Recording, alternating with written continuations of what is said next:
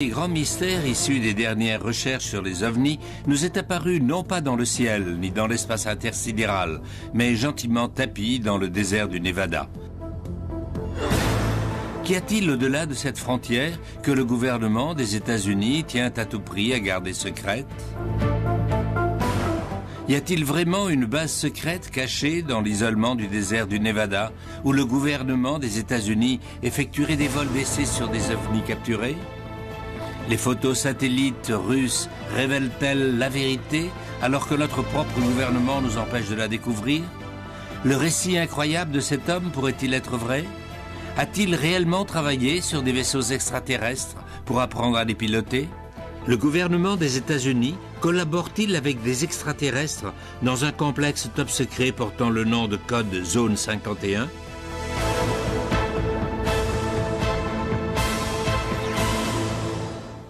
Les anciennes cartes géologiques identifient cette étendue par la seule référence de Zone 51.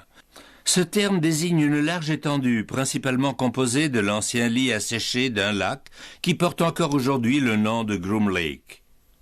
Ici, une base de recherche top secret est censée opérer jour et nuit, et même si le gouvernement persiste à laisser entendre qu'elle n'existe pas, des centaines de témoins oculaires et des dizaines de photographies aériennes attestent du contraire. Et si les rumeurs sont véridiques, cette installation abriterait l'un des secrets les plus extraordinaires et les mieux gardés de cette génération, voire de tous les temps. Le fait que ce complexe abrite des secrets d'État ne fait pas le moindre doute. Il suffit de consulter les cartes officielles émises par le gouvernement pour s'apercevoir que l'installation en question n'y existe même pas. Mais pourquoi donc cette base constitue-t-elle un tel secret? Serait-elle liée aux observations continues de vols d'ovnis dans la région? Quand l'affaire Lazare a fait la une, les passionnés d'ovnis ont déferlé sur le site. Ils sont arrivés dans leur 4x4 pour surveiller la base secrète. Dans une interview télévisée, Robert Lazar a soutenu avoir été employé de 1988 à 1989 dans une base encore plus secrète que celle de Groom Lake. J'allais au boulot en avion privé de l'aéroport McCarran de Las Vegas, directement à la zone 51. De là, un bus me conduisait vers une installation encore mieux gardée, située à une vingtaine de kilomètres au sud, la zone S4. S4 se situait au pied de la montagne de Papoose, aux abords de l'ancien lac de Papoose. La base est construite à même la montagne et les 9 portes de hangar s'inclinent à environ 60 degrés. Ces portes sont recouvertes d'une texture s'apparentant au sable pour mieux se fondre dans le paysage. D'après Bob Lazar, c'était dans cette base qu'il travaillait en tant que pilote d'essai sur des vaisseaux en forme de soucoupe, basés sur une technologie transmise à l'humanité par des êtres venus d'ailleurs. Autrement dit, je n'ai pas seulement lu les rapports et appris les théories de ces technologies, mais j'ai aussi assisté à leur démonstration et vérifié leur authenticité. Lazar a confié aux journalistes qu'il y avait plusieurs de ces soucoupes volantes en parfait état de marche à la base S4, mais que lui n'avait travaillé que sur l'une d'elles. En raison de ces lignes très épurées, je l'ai surnommé le modèle Sport. Il fait environ 5 mètres de haut et 12 mètres de diamètre. Dans la partie centrale de cette soucoupe sont situés le poste de commande et les sièges, tous deux trop petits et trop près du sol pour être destinés à des humains adultes. Selon Bob Lazar, le vaisseau serait équipé d'un réacteur anti-gravité ou d'un réacteur de gravité qui produit une vague de gravité. À l'intérieur de ce vaisseau, il n'y a pas de ceinture de sécurité, car une fois en marche, on a l'impression qu'il est toujours droit et en état de gravité normale. Si l'on croit le récit de Bob Lazar, une telle conception n'appartiendrait pas au domaine de la fantaisie, mais serait une réalité, une preuve tangible que la Terre a été visitée par des êtres intelligents venus d'une autre planète. Est-ce que le gouvernement des États-Unis a pu avoir accès à une telle technologie et la garder secrète au détriment de l'opinion publique et des médias pendant plus de 50 ans ? Et s'il n'y a plus de secret, pourquoi le gouvernement prend-il des mesures aussi extraordinaires pour s'efforcer de maintenir cette base cachée? D'après les recherches menées par le Salt Lake Tribune en 1993, le secrétaire d'État à la défense aérienne, Sheila Widnall, aurait sollicité le contrôle de plus de 2000 hectares de terre du domaine public dans le désert du Nevada, dans le complexe du massif montagneux de Nellis. Le reporter Glenn Campbell a tenté plusieurs années de briser le mur du secret qui entoure la zone 51 et la base mystérieuse de Groom Lake. La zone 51 est juste une petite partie de l'une des zones secrètes les plus connues de la base aérienne de Nellis. Au-delà, il reste de vastes étendues désertiques. Jusqu'au début des années 80, il était encore possible de se rendre à Groom Lake en voiture pour observer la base de loin. C'était une base secrète, mais c'était un secret connu de tous. Au milieu des années 80, l'armée a réquisitionné un massif montagneux tout entier, le massif de Groom. À partir de ce moment-là, la base a cessé d'exister. Il n'en restait plus la moindre trace sur les cartes officielles du gouvernement. Et depuis ce jour, il refuse de faire la moindre allusion à cette base. Qu'y a-t-il dans cette base qui justifierait l'application de mesures aussi strictes? N'y a-t-il personne en dehors de la base qui soit au courant de ce qui s'y passe? Il faut se rappeler que pendant de nombreuses années, les avions espions U-2 décollaient de la zone 51. Et c'était aussi le cas des Blackbird, du SR-71 et des chasseurs Stealth. Ces missions avaient lieu depuis des années avant que les médias en parlent. Mais le gouvernement serait-il prêt à déployer des moyens de défense meurtriers juste pour empêcher les gens d'observer des avions? Il y a 25 ans que j'étudie la zone 51. Des collègues aux quatre coins du monde m'envoient de l'information via notre site web, notre email ou autre. Nous disposons d'une mine de renseignements très intéressants, montrant non seulement qu'ils ont capturé et testé des ovnis, mais aussi qu'ils possèdent du matériel dont ils n'ont même pas encore découvert les fonctions. Il semble assez évident que ce site a été choisi en raison de son isolement. Et le fait qu'il fasse partie du champ de tir de missiles de la base de Nellis ne rend en rien le lieu plus hospitalier. Mais apparemment, ni l'isolement ni la peur des bombes ne suffisent à écarter les gens. Mais quelle autre mesure le gouvernement a-t-il donc pris pour protéger cette base fantôme des intrus? Qui menace la sécurité? Le citoyen moyen ou les fans d'OVNI? Ou craignent-ils l'intrusion d'espions? Et qui, au juste, aurait intérêt à protéger le secret le plus médiatisé au monde? Seriez-vous surpris d'apprendre que ce n'est pas du tout le gouvernement? Cela fait des années que des citoyens comme vous et moi se sont éloignés des sentiers battus, seuls ou en groupes entiers, en bus ou en camion pour voir la zone 51 de plus près, et ils ne voient en fait qu'un paysage ressemblant à une contrée du tiers-monde. Un véhicule d'intervention rapide ou un hélicoptère apparaît soudain au sommet d'une colline. Le message est on ne peut plus clair. Vous n'êtes pas les bienvenus ici. Allez, allons plus vite. Déguerpissez. Allez, circulez. Regagnez votre voiture et demi-tour. Allez. Mais vu l'étendue de ce complexe, il est humainement impossible de contrôler toutes les voies d'accès. Comment peuvent-ils être sûrs que personne ne leur file entre les doigts? On m'a dit qu'ils ont des missiles solaires dans le cas où des avions survoleraient la zone sans autorisation. Et on a eu droit à une poursuite dangereuse par un hélicoptère. S'il ne s'identifie pas immédiatement, un autre avion décollera pour l'intercepter et le forcer à quitter l'espace interdit. Ou il sera abattu. La question posée est judicieuse. Est-il possible que les mesures de sécurité aillent trop loin? Et que se passerait-il si l'un des deux côtés franchissait la ligne? Est-il possible que l'obsession des ovnis ait poussé tout le monde sur une fausse piste? Bien avant qu'il y ait une quelconque base dans les environs de Groom Lake, ce qu'on appelle la zone 51 n'était pas plus qu'un bout de désert réservé aux essais nucléaires.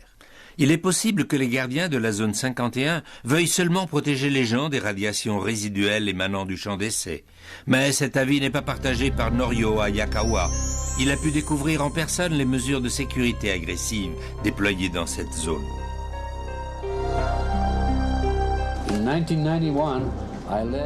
En 1991, j'étais à la tête d'une équipe de chercheurs du sud de la Californie. Et avec plusieurs journalistes, on s'est rendu dans la zone. Alors qu'on venait d'apercevoir ce qui ressemblait à une sorte d'essai de vol ou de manœuvre de ces engins en plein air, nous avons été pris en chasse par un hélicoptère militaire noir. Je me trouvais en tête d'une caravane de 7 voitures sur ce chemin de terre qui conduit à l'extérieur du périmètre de la zone 51. Et soudain, un hélicoptère militaire noir sans aucun insigne est sorti de nulle part et a plongé droit sur nos voitures. Il a dû passer à pas plus de 3 ou 4 mètres au-dessus de nos véhicules.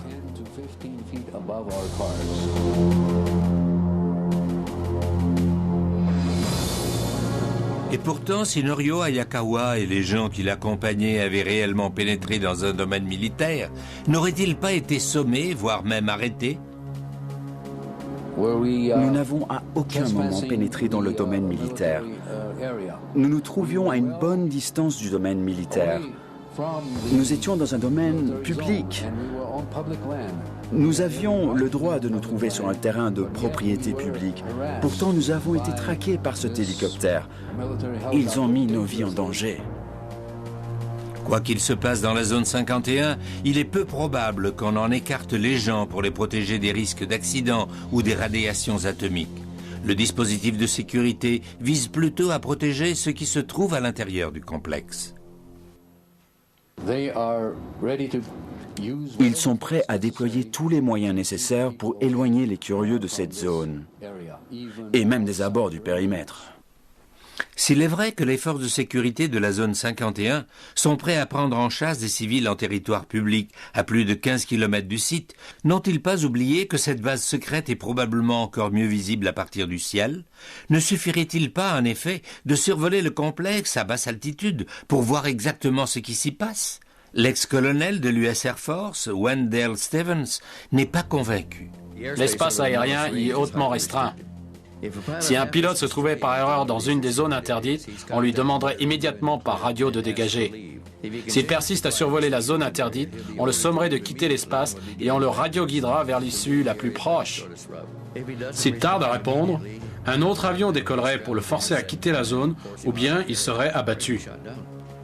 Les pilotes en manœuvre d'entraînement sont interdits de vol dans cet espace aérien. Une violation entraînerait la fin de leur carrière. Même un pilote de l'aviation civile peut perdre sa licence s'il survole la zone de Groom Lake.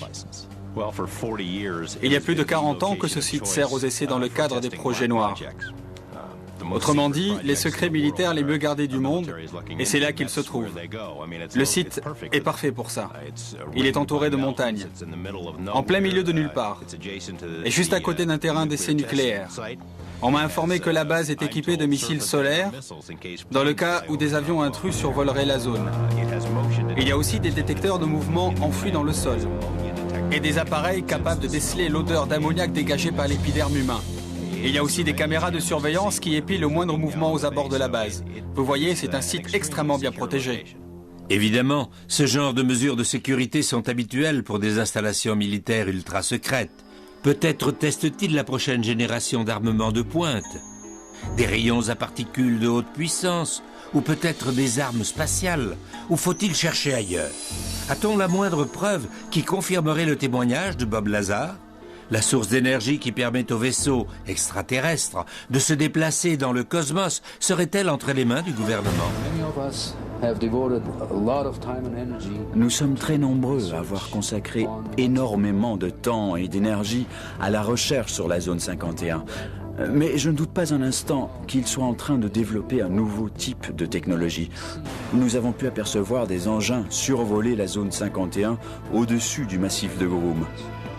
Et ces engins ressemblaient étrangement à ce qu'on appelle communément des soucoupes volantes. Un nombre sans cesse croissant de scientifiques spécialisés dans le domaine des ovnis affirment que les projets secrets menés par le gouvernement à Groom Lake sont d'une manière ou d'une autre liés à une technologie venue d'une autre planète. Que ces affirmations soient vraies ou fausses, une chose reste sûre.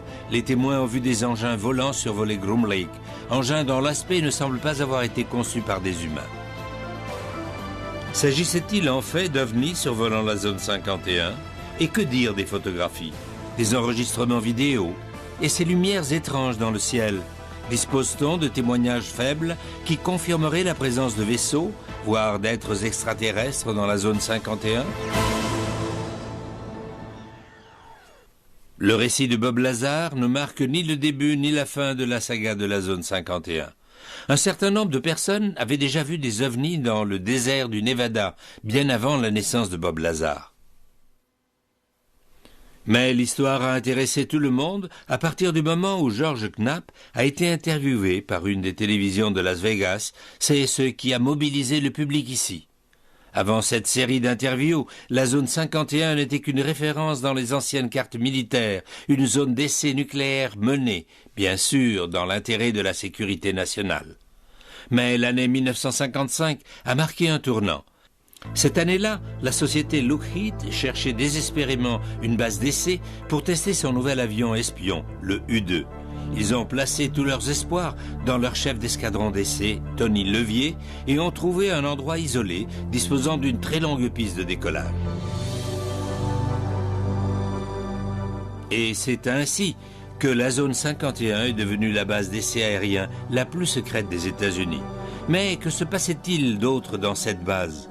D'après la déclaration officielle du gouvernement des États-Unis, je cite: « Ni l'US Air Force, ni le département de la Défense n'opèrent ni ne possèdent d'installation sous le nom de Zone 51. » À proprement parler, c'est vrai.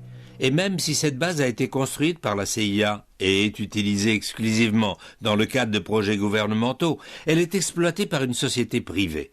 Sa sécurité est assurée par Wackenhut, une entreprise privée. Durant plus de 30 ans, à part une poignée de propriétaires, les gens ignoraient l'existence de Rachel, Nevada et du site de Groom Lake. Mais d'autres événements ont contribué à donner une crédibilité au récit de Bob Lazar. L'agent Guy Hotel de la FBI en 1950 indique qu'il savait que 3 soucoupes volantes avaient été récupérées dans le désert du Nouveau-Mexique. Les engins extraterrestres sur lesquels Lazar avait travaillé provenaient bien de quelque part. C'est ainsi que bien avant l'existence du complexe de la zone 51, les germes de l'un des mystères les plus troublants de la nation avaient déjà été semés. Aujourd'hui, des centaines de passionnés d'OVNI se rendent régulièrement dans le désert du Nevada, en traversant un territoire public pour atteindre les hauteurs du Whiteside ou de Freedom Ridge, dans l'espoir d'entrevoir un engin volant qu'ils croient être capturé d'un autre monde. Lors de l'une de nos expéditions à la zone 51, l'un de nos membres affiliés a réussi à filmer des images plutôt remarquables de ce qui a tout l'aspect d'un engin en forme de soucoupe survolant Groom Lake. Cet engin ne se comportait pas comme les avions conventionnels que j'ai pu voir. Il n'émettait pas le moindre bruit. Mais ce qu'il y a de vraiment remarquable, c'est qu'à d'autres occasions, nous avons pu voir les manœuvres en zigzag exécutées par ce type d'engin. Et parfois même avec des virages à 75 degrés, suivis d'ascensions et de descentes soudaines. Pourrait-il s'agir d'un vaisseau spatial venu d'une autre planète, tombé entre les mains des hommes? Selon une version assez cohérente d'un grand nombre d'employés, un vaisseau aurait été transporté ici en 1953 et plusieurs extraterrestres vivants auraient été amenés presque en même temps. Cela fait des années que les Russes photographient la zone 51. Staline portait un grand intérêt aux ovnis et il voulait en savoir plus sur ce qui se passait à Roswell. Ils ont conclu que les événements de Roswell avaient bien eu lieu, que quelque chose s'y était écrasé, que ce n'était pas un ballon météorologique ni un objet terrien. Ils ne savaient pas exactement d'où ils venaient, mais ils savaient qu'ils étaient ni à eux ni à nous et qu'il fallait à tout prix l'étudier. Bien entendu, sans preuve, ces affirmations restent du domaine de l'ouï-dire et des rumeurs. Mais existe-t-il de telles preuves? Toutes les histoires qui planent autour de cet endroit restent un mystère, tant pour les employés que pour nous tous. Peut-on retracer l'origine de toutes ces histoires d'ovnis capturés? Et comment ces engins sont-ils arrivés à la zone 51? Ce ne sont pas les responsables de la zone 51 qui vont admettre quoi que ce soit. Une action fédérale en justice visait à savoir le nom de la base, mais ils se sont battus et maintenant ils sont exemptés d'en révéler le nom. Lorsqu'on travaille dans une zone secrète comme la zone 51, le travail qu'on fait est fortement compartimenté. On est amené en jet depuis Las Vegas, les hublots obstrués. À Groom Lake, on s'embarque dans des bus sans fenêtres qui nous conduisent directement sur les lieux de travail. On ne voit que le hangar et les quelques bâtiments dans lesquels on travaille. C'est une dichotomie intéressante. Les Russes peuvent survoler et prendre des photos. Nous avons signé un traité d'accès aérien ouvert qui permet à des dizaines de pays de survoler et de prendre des photos, mais nous, qui payons les factures pour le maintien du site, ne sommes pas au courant. En 1988, un satellite russe a pris une photo sensationnelle au-dessus de la zone 51. Si vous regardez l'objet mis en évidence en bout de piste, il est positionné comme s'il était sur le point de prendre son envol. Récemment, de nouvelles photos de la zone 51 ont été diffusées sur Internet, ce qui révèle peut-être du fait que, malgré les démentis du gouvernement, le public exige une explication au mystère planant sur la zone. Cette année, il y a eu de nouvelles photos de la zone 51.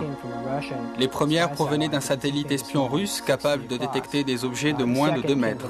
Les autres, d'un satellite commercial américain capable d'apercevoir des objets de moins d'1 mètre. Ces informations nous apportent des précisions sur les activités menées dans la zone 51, une base dont le gouvernement des États-Unis persiste à démentir l'existence. La précision et la qualité de ces photos satellites sont remarquables, mais elles ne font que soulever davantage de questions sur les activités. Une chose qu'on remarque, c'est l'absence de personnel sur le terrain. S'il s'y passe réellement quelque chose, il reste à savoir où exactement. Jusqu'ici, Bob Lazar restait le seul témoin à avoir donné des précisions sur le travail mené sur des technologies extraterrestres dans la zone 51. Toutefois, dans une interview exclusive pour Secrets et Mystères du Monde, cet homme, David Adair, un expert de renom mondial dans le domaine des technologies de l'espace, a accepté de faire des déclarations publiques sur sa propre expérience dans la zone 51. J'ai construit une première fusée à 17 ans, après de nombreuses tentatives pour y parvenir. Elle faisait environ 3 mètres de haut et elle pesait environ 1 tonne. La conception du réacteur était en quelque sorte unique. Il s'agissait d'un réacteur EMFC, soit un réacteur basé sur le principe du confinement de la fusion électromagnétique. On a eu le soutien de tout le monde. Avec l'aide du Congrès et celle de l'armée, une fois l'engin prêt, on l'a transporté à la base aérienne de Wright-Patterson et puis jusqu'à White Sands, au Nouveau-Mexique. Le 20 juin 1971, on a procédé au lancement. La fusée était extrêmement rapide. Elle a décollé de l'endroit prévu et Arthur Rudolph m'a transmis les coordonnées par radio pour la faire atterrir à Groom Lake, au Nevada. La fusée a atterri grâce au parachute qui était attaché et nous avons pris l'avion de White Sands à Groom Lake. À notre arrivée, on a pu constater 2 pistes d'envol de plus de 3000 mètres chacune, ce qui est une base aérienne importante. Une fois au sol, quand nous sommes arrivés au hangar central, nous nous sommes arrêtés et tout à coup, le sol tout entier s'est affaissé sous nos pieds. En fait, nous étions sur un ascenseur géant. On est descendu à environ 60 mètres sous terre et lorsque nous sommes enfin sortis, on a vu qu'on se trouvait dans une installation gigantesque, surmontée d'une sorte de toit en cascade comme un arc-en-ciel. Et puis les murs ont glissé et on a alors aperçu d'énormes espaces de travail et des bureaux. On est passé à côté d'une rangée d'ateliers et dans un couloir d'accès de marchandises. Là, on s'est arrêté devant un hangar sur notre gauche. Et ils sont descendus. Puis cet homme a ouvert des portes coulissantes. Nous sommes entrés dans cette pièce avec des lumières partout et c'était frappant car il n'y avait aucune ombre. Un peu comme dans un atelier de peinture. Et il y avait quelque chose sur une énorme table qui était recouvert. Ils ont appuyé sur un bouton et des câbles ont soulevé l'énorme couverture. Quelle surprise, c'était un réacteur EMFC, mais celui-ci avait la taille d'un autobus. Mon réacteur et celui-ci fonctionnaient selon les mêmes principes, mais le mien, c'était l'équivalent d'une 2 chevaux, alors que celui-ci, c'était une Ferrari. C'était incroyablement sophistiqué. Il était clair que ce réacteur n'aurait pas pu être fabriqué à notre niveau d'avancement technologique. Cet engin était énorme, et pourtant, il n'y avait pas le moindre câble, pas de vis, pas de rivet, aucun boulon, aucune soudure, aucun raccord, rien. Comme si l'engin entier était fait d'une seule pièce. Quand on touchait le réacteur, c'était encore plus étonnant. Où que vous le touchiez, votre peau créait des radiations en forme de tourbillon, fort jolies, qui partaient de l'endroit du contact et traversaient la coque de métal. L'onde se propageait sur 2 mètres de rayon dans toutes les directions. C'était vraiment intéressant, c'était sensible au toucher. C'était trop pour moi. Ce réacteur ne pouvait pas leur appartenir. C'était impossible, en raison de sa conception. Nous n'avions pas la technologie requise, ni à cette époque, ni même aujourd'hui. Alors je me suis énervé, et eux aussi. Ils m'ont ordonné de redescendre. Je commence à descendre, mais cette fois, lorsque je touche la paroi du réacteur, les tourbillons bleus et blancs deviennent rouges flamboyants. Ils sont orange et rouge traversant la coque. J'étais si surpris de voir que je m'arrête. Et à mesure que je retrouve mon calme, les couleurs retournent au bleu et au blanc. Et c'est là que j'ai réalisé que ce réacteur était vivant.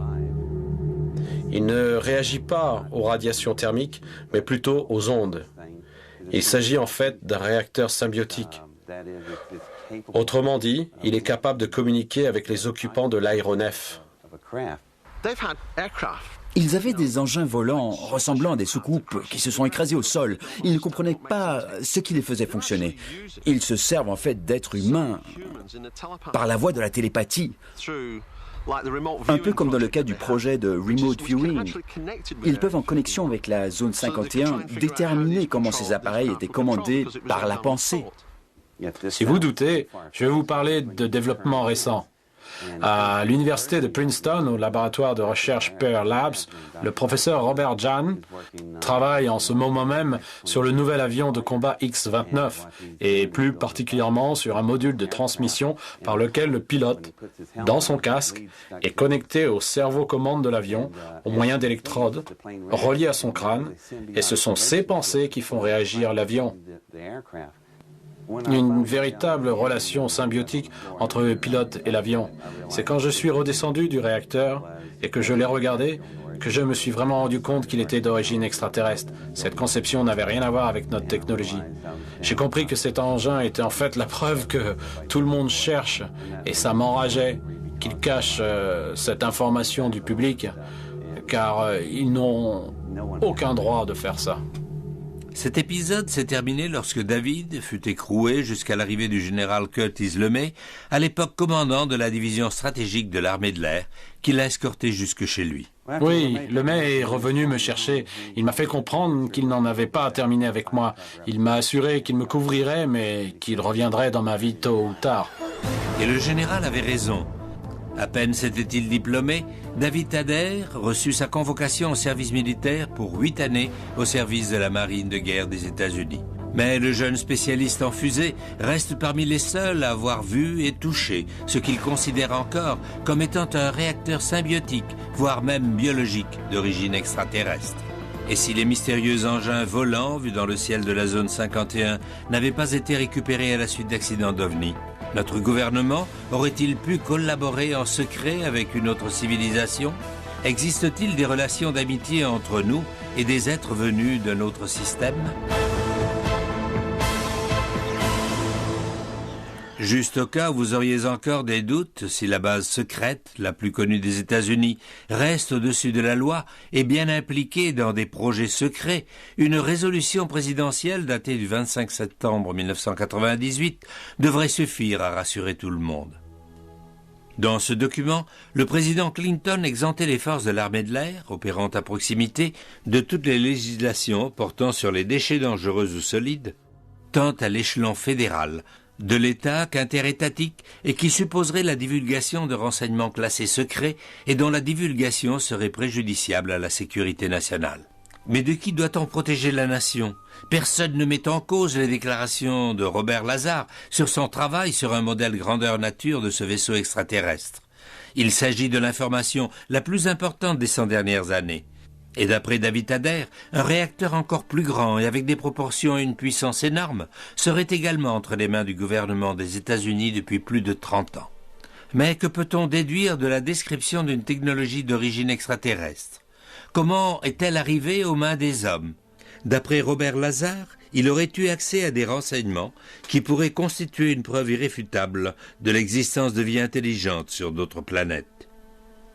Dans l'interview filmée de Lazar, il affirme qu'on lui a montré des documents officiels lorsqu'il se trouvait dans la base top secret S4, disant noir sur blanc que les êtres qui nous ont transmis les secrets sur la soucoupe volante provenaient du système stellaire Zeta Reticuli, situé à quelques 35 années-lumière de la Terre. Ces êtres feraient entre 1 mètre et 1,50 m et pèseraient entre 12 et 25 kilos. Une peau grisâtre et un grand crâne avec des yeux panoramiques en forme d'amande. Ils seraient en mission sur la Terre depuis longtemps et ont présenté des photographies qui dateraient d'il y a plus de 10 000 ans. Des échanges de matériel et d'informations ont eu lieu dans le Nevada jusqu'en 1979, lorsqu'un conflit mit fin au programme de façon soudaine. Rares sont ceux qui ont fait le lien à l'époque, mais l'identification faite par Lazar du système Zeta Reticuli vient appuyer un récit fascinant, raconté il y a 20 ans par Betty Hill, l'une des premières à avoir été enlevée par un ovni. Lorsque Betty était à bord du vaisseau, elle a eu la présence d'esprit de jeter un bon coup d'œil et de poser des questions. Et elle a vu afficher ce qui ressemblait à une carte de la galaxie. Elle a demandé au présumé leader du groupe ce que cela représentait. Et il a répondu, « Bien, voyez, ceci représente notre secteur de l'univers. » Et ça, Betty s'en souvient clairement. Il semblerait que cela soit gravé dans son subconscient, ce qui lui a par la suite permis de retracer un schéma de ce qu'elle avait vu sur la carte dans le vaisseau. Personne ne savait ce que cela représentait, excepté une jeune astronome très brillante, Marjorie Fish. Elle l'a regardé et elle a dit « Je pense que je peux déchiffrer quelque chose. » Et, au bout de 6 années de recherche, Marjorie a reconstitué ce qu'elle pensait être la carte dont Betty avait le souvenir.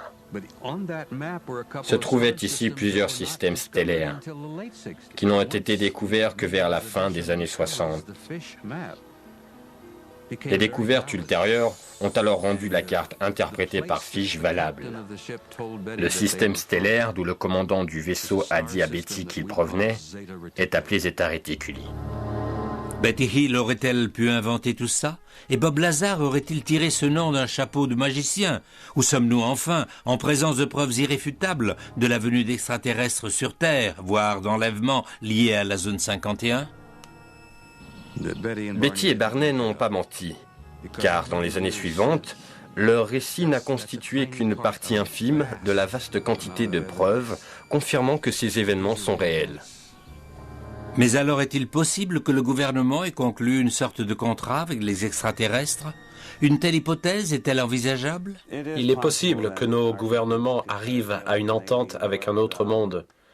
En contrepartie de la technologie de pointe que nous avons acquise en si peu de temps, nous leur avons peut-être donné autre chose, comme la possibilité d'aller et venir et de se servir de notre Terre comme relais vers d'autres planètes. Ils sont peut-être en quête de ressources, d'eau ou de minéraux de notre planète, ou peut-être même qu'ils veulent se servir de nous comme ressources. Les théories et les possibilités laissent perplexes. Notre gouvernement agissant avec des forces extraterrestres, des enlèvements, des réacteurs, tout ça caché dans le sable du désert dans la zone 51. S'agit-il en fait du secret que le gouvernement est si anxieux de protéger à Groom Lake? Y a-t-il la moindre possibilité que la zone 51 soit utilisée comme une sorte de port spatial accueillant des vaisseaux, un échange de technologies nouvelles? La zone 51 peut facilement faire office de port spatial. Toute installation protégée de cette façon est entourée d'un périmètre de sécurité pour éloigner le public. Et dans un endroit aussi isolé que le désert, on pourrait y aller et venir sans difficulté, particulièrement si on a un vaisseau invisible sur les radars. Et peut-être même qu'il serait invisible à l'œil nu. Lazar affirme qu'il a vu comment opérer le système d'alimentation du vaisseau et qui utilise une quantité énorme d'énergie uniquement obtenue à base d'antimatière. Et selon Lazar, une seule arme basée sur l'équilibre matière-antimatière pourrait facilement détruire toutes les civilisations terriennes. Il affirme que le fait d'utiliser cette source d'alimentation rend ce vaisseau indétectable. Cette soucoupe ne peut être aperçue de nulle part. Elle est d'ailleurs parfaitement invisible. Tout ce que vous verriez, c'est le ciel qui l'entoure. Ces affirmations sont fantastiques et Bob Lazar a été accusé d'en avoir inventé une partie.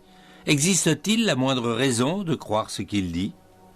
J'ai constaté en l'écoutant parler que Bob Lazar est parmi les scientifiques qui s'expriment le mieux dans le monde de la physique. J'ai pu voir des gens en train de travailler là en bas. Il est évident qu'il en fallait pour ces projets et on devrait écouter de plus près ce qu'il dit et l'analyser vraiment. Supposons un instant que toute l'histoire est véridique. Quel dessein le gouvernement pourrait-il avoir à l'égard de toute cette technologie?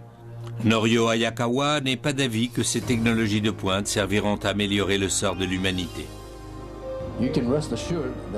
Vous pouvez être sûr et certain que cette technologie finira tôt ou tard par être utilisée à des fins militaires. Il pourrait s'en servir pour un conflit d'une échelle sans précédent, un type de guerre que nous n'avons jamais vu.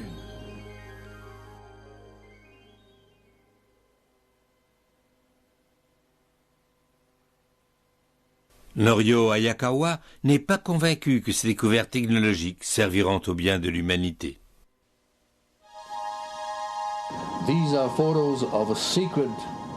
Voici des photos d'une installation secrète opérée par la Lockheed Corporation en Californie.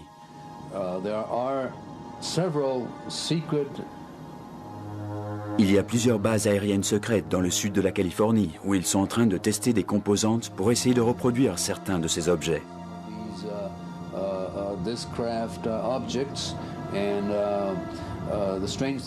Et ce qui est étrange par rapport à cette installation, c'est qu'on ne voit jamais d'appareil sur le tarmac, absolument aucune sorte d'avion.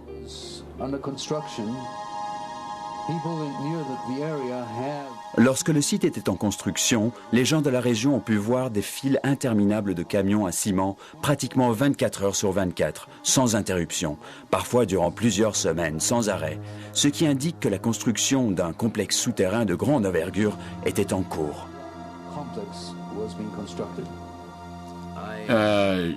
J'ai eu de la chance de pouvoir interviewer des personnes qui ont participé à la construction de la base souterraine de la zone 51. Il y a toutes sortes de laboratoires de recherche là-dessous et la surface a été traitée pour ressembler au désert. D'après Hayakawa, la sécurité autour de cette base est tout aussi stricte que celle autour de la zone 51 et que la véritable dimension de ces deux sites dépasse l'entendement. Même si un projet de ces proportions était vraiment en cours dans le sous-sol de la Californie et du Nevada, doit-on en déduire que la nouvelle technologie est développée à des fins hostiles? En toute honnêteté, cela ne me surprendrait pas que des personnes soient kidnappées et conduites à ces installations souterraines des États-Unis. Et si ce n'était pas le cas, nous serions encore en présence d'une affaire criminelle qui constitue une violation totale de notre système constitutionnel. Ces récits peuvent-ils être vrais? Des personnes enlevées par des ovnis et emmenées à la zone 51? Existe-t-il la moindre preuve qui soutienne ces allégations? Dans la vidéo, Robert Lazar affirme que l'installation S4, située à proximité de la zone 51, est cachée dans une montagne avec 9 portes de hangars conçues pour se fondre dans l'environnement. Ce qui est incroyable, c'est que cette version correspond au témoignage de personnes affirmant avoir été enlevées par des extraterrestres à bord d'ovnis et emmenées à une base souterraine mystérieuse. Les otages ont été amenés dans des endroits qu'ils ont assuré être des installations souterraines. Plusieurs otages ont aussi affirmé que leurs ravisseurs avaient l'aspect de personnel militaire américain. Et puis, il y a aussi ceux qui sont convaincus que l'armée développe cette technologie pour défendre l'humanité contre une invasion extraterrestre. Je ne crois pas que le gouvernement ou l'armée ait quoi que ce soit à craindre de la part de qui que ce soit sur cette planète. La véritable menace vient de quelque part en dehors de ce monde. D'autres sont d'avis que le gouvernement cherche uniquement à se protéger lui-même. Ils se sont mis à infiltrer les organisations de recherche sur les ovnis. Ils ont commencé à espionner les chercheurs. Ils ont diffusé de fausses informations pour brouiller les pistes. Ils ont activement encouragé une politique visant à couvrir de ridicule toute personne affirmant avoir vu des ovnis. Mais les gens qui voient des ovnis ne sont pas fous du tout. C'est juste le prisme par lequel on voit ces nouvelles à l'heure actuelle. Le gouvernement a fait un excellent travail de brouillage des pistes. Tous ces témoignages d'objets volants au-dessus de la zone 51 sont faciles à expliquer. Ils voient des objets volants dans le ciel, c'est un fait. La recherche continue et ils pilotent tout depuis l'ingénierie inversée jusqu'aux appareils extraterrestres qui vont et viennent. Ces gens ne sont pas fous. Ils voient vraiment des trucs voler. C'est une installation souterraine militaire aux dimensions énormes. Certains de mes amis qui ont visité les lieux disent que c'est réellement un bâtiment de 40 étages sous terre. Énorme. Si les ovnis existent bien, le gouvernement a sûrement de bonnes raisons d'éviter la panique et pour que la société ne réagisse pas de façon excessive face à cette situation. Probablement, le gouvernement est-il au courant de l'existence des ovnis depuis les années 40 et 50. Durant cette période, il y avait une grande hystérie anticommuniste à propos des affaires du monde. En introduisant la notion d'ovni, on aurait risqué une hystérie de masse. Et ce sont alors les fondements même de notre société qui auraient été ébranlés. Ils essayent de dissimuler ces événements. Ils traitent le public comme s'il ne méritait pas la moindre attention. Ils ont des appareils dans des caisses qui pourraient servir au bien de l'humanité. Mais qu'est-ce qu'ils font? Ils réfléchissent aux façons d'utiliser ces technologies pour fabriquer une arme. Mais s'ils tiennent réellement à évoluer, ils devraient commencer par partager cette information afin que tout le monde puisse participer à son amélioration et à son application. Bob Lazar est absolument ferme dans ses propos. Lors d'une interview récente, il aurait affirmé « Je suis absolument certain de ce que j'ai vu. Je sais où en est la science traditionnelle et la physique. Et j'affirme qu'il s'agit d'un appareil extraterrestre. Cette technologie a des centaines et des centaines d'années d'avance sur la nôtre. Un point, c'est tout. » Mais pour ceux d'entre nous qui n'ont pu le voir de leurs yeux, la question reste, existe-t-il des preuves irréfutables qu'une technologie venue d'ailleurs est en train d'être testée et utilisée dans la zone 51 ? Est-il possible qu'enfoui dans le sous-sol du désert, au-delà du cordon de sécurité le plus efficace de l'histoire, il existe une preuve de l'existence d'une vie dans d'autres mondes ?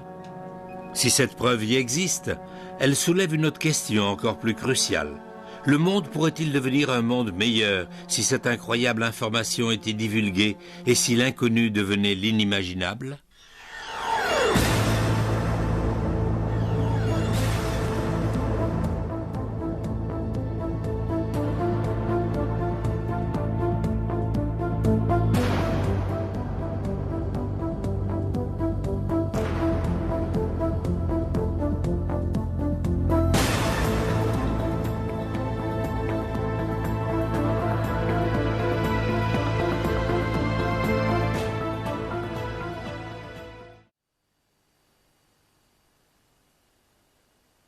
That's the kind of imagery we were looking at on Area 51, and I think it kind of stirred the old government up that we were releasing this in a show. I'm sure they weren't too comfortable with that. No, but I think our biggest find was finding this young man, because as we said all along, we have to find somebody who's been there and that can talk and that's not under some kind of secrecy seal.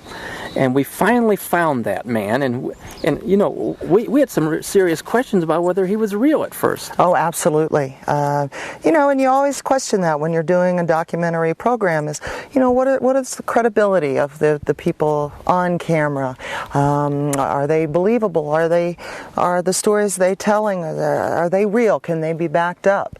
And actually, I think that we did do quite a bit of work. We put our research team on that, and we were able to confirm that this man was, in fact, what he said he was. He was a child prodigy. He had built rockets, engines that were far beyond his years, and in fact, far beyond a lot of the technology that existed at the time. Well, you know, the reason we were so careful, there was a guy that had worked at Area 51 once. He was a physicist or an engineer. Robert Lazar. And he talked, and everybody discredited him. So you really did not know whether this man was real or whether he was faking it or not, and we didn't want to get caught in that same thing. No, because you don't want to just, you know, propagate rumor and innuendo. I think, you know, one of the things we strive to do is to get the truth out there and also get the facts out there that maybe people weren't aware of. Exactly, and some of the, you know, the good evidence that we found on David Adair, we looked through all his newspaper clippings. This kid invented rockets, and different kinds of rocket engines, and he won contests for developing rockets when he was a teenager. And his expertise drew the attention of the U.S. government. Exactly. That's for sure. And not only that, even in later years, he was brought into secret hearings before the U.S. Congress and that, and we saw those letters from senators and that. Secret investigations and things on Area 51, because Area 51 was so secret the U.S. Congress couldn't find out about it. I think the David Adair story is probably the greatest find that we've come across in a long time as far as exposing something that's been truly secret. And he's on the program, and his entire interview will be on this particular program, but it is one of those interviews that you trace this man's life, childhood prodigy, what happens at Area 51, and it doesn't end there when he leaves. The government is on him for years, and then finally he talks. And because, one, he's still upset about the whole thing, what they put him through, and that these kind of things go on. And we know governments do things that they shouldn't be doing many times, and he was one of those victims. He was a victim, but yet, he also invented a number of patents that were used in our fighter planes and that, so he contributed positively, but in reality he was forced to. Oh, absolutely. This was not a voluntary action on his part whatsoever. It leaves us with a question, though, and that question is, should governments really be allowed to hide this kind of stuff and force people to do these kind of jobs when I think the world's ready to know more about UFOs and crash spacecraft? We're in a space program ourselves.